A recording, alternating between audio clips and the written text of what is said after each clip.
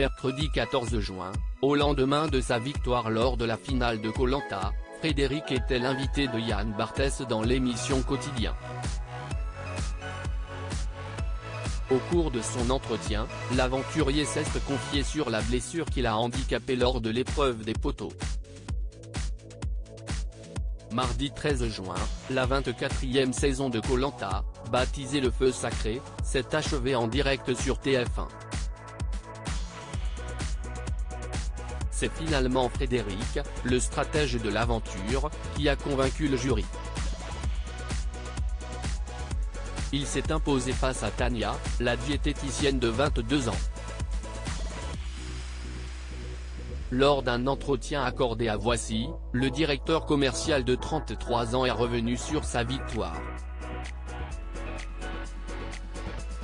Je m'y attendais un peu mais je n'étais pas certain. Je n'avais pas toutes les informations. J'étais sûr d'avoir le vote des 3 garçons du Quatuor, et je savais que Tania avait à minima les votes d'Esteban et de Julie.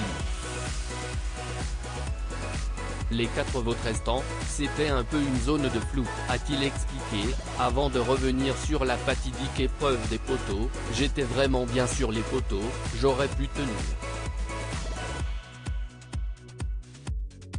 Je m'étais déjà préparé pour le retrait de la 3e clavette, et j'étais même un peu déçu de ne pas pouvoir aller jusqu'au bout de l'épreuve, a-t-il confié. J'ai senti la racine pénétrer dans la chair lors de la finale de Koh Lanta. Frédéric a remporté la redoutable épreuve des poteaux. Invité dans l'émission Quotidien, l'aventurier est revenu sur sa blessure qui l'a handicapé lors de cette épreuve.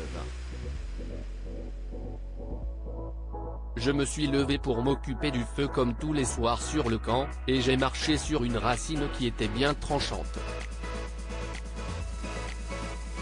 J'ai senti la racine pénétrer dans la chair et donc ça pique.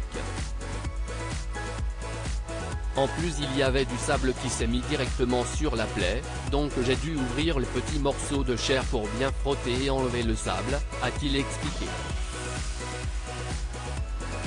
Cette blessure a malgré tout donné de la force à Frédéric pour tenir sur les poteaux. Ce qu'il s'est passé c'est que ça m'a mis un coup au moral, car ça s'est passé pendant la nuit. Et après je n'ai pas réussi à dormir parce que ça m'a fait cogiter. Je suis arrivé à l'épreuve complètement fatigué et en fin de compte, sur l'épreuve, pour rester éveillé, je me mordais la main et j'appuyais sur ma blessure, pour que ça me donne des petits pics d'adrénaline, a-t-il ajouté. Une blessure qui n'aura pas empêché l'aventurier de remporter le jeu.